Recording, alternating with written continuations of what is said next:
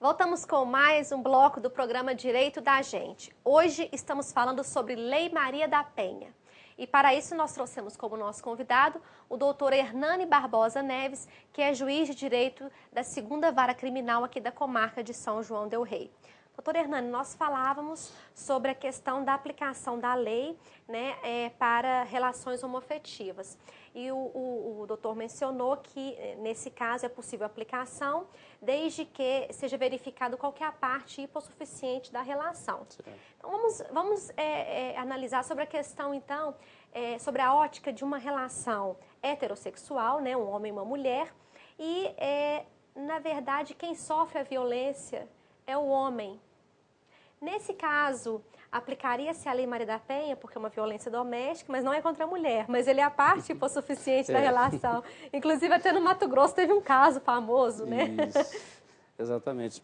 Veja só, a lei 11.340, ela é específica em relação à mulher. Ela fala claramente proteger a mulher, proteger a mulher. Uma interpretação mais extensiva da lei, ou seja, estendendo este efeito ao homem, né, também reconhecido como sendo hipossuficiente numa relação familiar, né, seria forçar um pouco a interpretação da lei. Mas o que essas pessoas que entendem que aplicaria ao homem também acham que seria aplicável à Lei 11.340? É porque na Constituição Federal existe um artigo que diz: homens e mulheres são iguais em direitos e obrigações. Só que as pessoas se esquecem que lá no finalzinho desse artigo vem falando nos termos da lei. Ou seja, a lei pode fazer uma diferenciação entre os direitos de homens e mulheres. Nesse caso, a intenção do legislador foi clara e efetivamente proteger a mulher. Claro. Né? Partindo do pressuposto que a mulher é sempre uma pessoa mais fraca, né, na relação familiar. E por essa razão, então, é que ele visa proteger a mulher. Existem alguns julgados, mas esses julgados são minoritários, ainda realmente não emplacou essa ideia de que a proteção deve ser dada ao homem, né? Só nesses casos, então, de relações homoafetivas. Sim, sim. Fora desses casos, não, né? Não, né? Isso. Bom, e o que uma mulher deve fazer se ela for vítima de uma agressão, doutor Hernani? Bem, ela pode adotar diversos caminhos, né? Ela pode procurar uma delegacia de polícia, né, e fazer a sua reclamação. Ela pode procurar a polícia militar e fazer a sua reclamação. Ela pode procurar diretamente o Ministério Público e também fazer a sua reclamação. Então, ela pode procurar qualquer uma autoridade, né, que possa lhe dar essa proteção prevista na Lei 11.340, quer seja a Polícia Civil, a Polícia Militar ou o Ministério Público. Qualquer uma dessas três entidades está apta a atendê-la. E só a mulher que pode fazer a denúncia? Ou, por exemplo, eu escuto o meu vizinho espancando a mulher dele, eu posso fazer a denúncia? Pode. Nesse caso, a polícia vai apurar a veracidade dessa informação para depois tomar alguma providência, se for o caso. Nós temos vários casos em que, às vezes, a gente faz audiência de representação, né, ao artigo 16 da Lei 11.340, em que a gente pergunta à mulher: mas por que você chamou a polícia, já que você não quer nenhuma relação, já que você não quer nenhuma providência em relação ao seu marido? E aí ela claramente diz: não fui eu que chamei a polícia, foi minha filha ou foi o meu vizinho. Então, muitas vezes, essas pessoas acabam passando por enxeridos, né, numa relação quando quer proteger a família, né? Mas é possível, sim, qualquer pessoa pode comunicar o fato à polícia e pedir uma providência para aquela pessoa que está sendo vítima de violência doméstica. Uhum. E como que funciona a denúncia?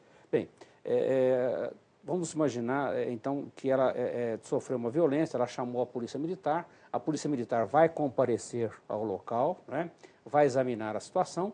Se for o caso de se detectar, né, que o agressor está em situação de flagrância, né, ou seja, ele está ali praticando o crime, acabou de praticar o delito, né, a polícia militar, então, vai conduzir a vítima e vai conduzir o acusado até a delegacia de polícia. Lá o delegado vai verificar se realmente é o caso de prisão e, nesse caso, então, vai mandar prender o agressor, né, e vai formalizar aquele procedimento que será encaminhado à justiça. Esse procedimento, ele é dividido em duas partes. Existe o procedimento da medida protetiva, em favor da mulher, e o procedimento de natureza criminal. Então, para o mesmo fato, haverá dois procedimentos. Um procedimento administrativo da medida protetiva, que vai também para a justiça, e o procedimento da agressão.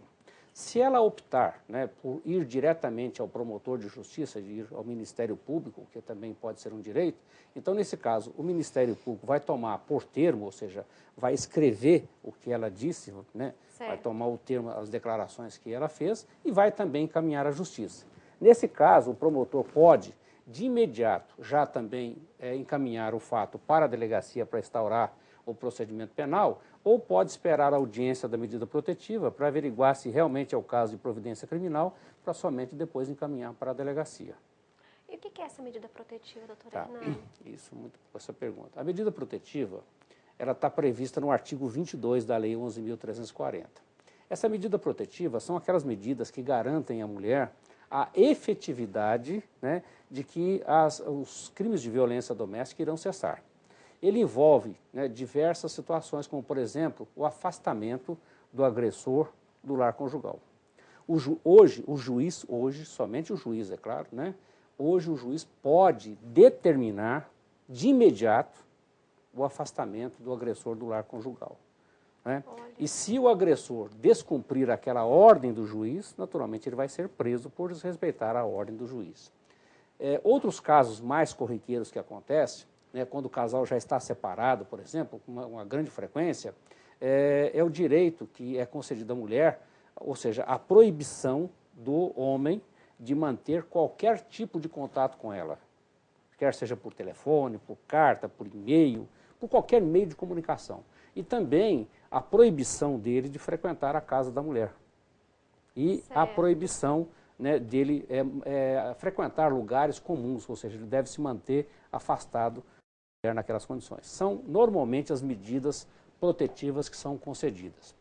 Nessa Lei 11.340, o legislador foi bastante amplo nesse sentido, e hoje ele permite ao juiz criminal, né, até mesmo fixar os alimentos em favor dos filhos. Era uma pergunta. Em favor dos filhos. Então, como acontece com frequência, e eu até estava comentando, né, nós estamos comentando aqui um pouco antes do nosso encontro aqui, que esse mês de março nós concentramos muitas audiências da Lei Maria da Penha, e nós estamos fazendo mais de 110 audiências só nesse mês de março, né, de Lei Maria da Penha. Amanhã, inclusive, pela manhã, nós começamos às 8h30 da manhã, nas audiências. E muitas vezes o que acontece, né, o casal teve aquela briga toda, se separou, está ali separado, então o marido já foi para um lado, a mulher foi para o outro, mas tem os filhos do casal. Né? E às vezes o marido não está pagando pensão alimentícia. Então o que acontece? Mediante o pedido da mulher, o juiz criminal, que não tinha a competência originária para fazer isso, pode fixar os alimentos para aquelas crianças naquela ação criminal.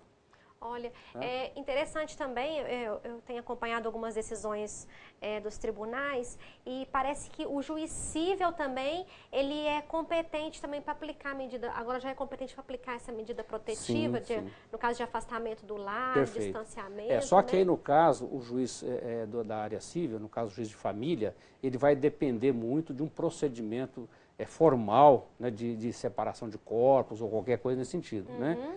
O juiz criminal, ele tem mais liberdade nesse sentido, né? Ou seja, ele tem a lei coloca à disposição do juiz criminal, né, um leque de recursos para que ele possa tornar efetiva a proteção da mulher. É claro, quando nós estamos falando aí, tornar efetiva a proteção da mulher, não quer dizer aquela proteção 100%, porque o juiz vai conceder medidas, vai fazer advertência ao agressor, mas não tem como se colocar a polícia ali 24 horas por dia para protegê-la. Né? Infelizmente, então a gente não temos estrutura, né, doutor? Exatamente.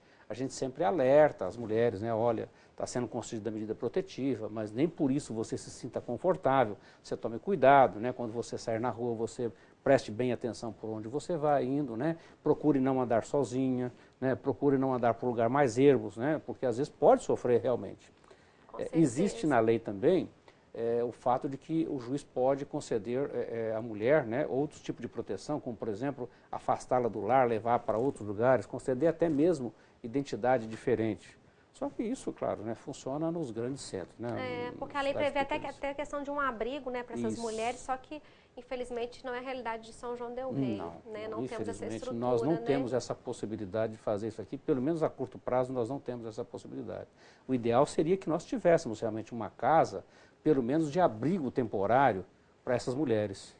Porque o que acontece muitas vezes?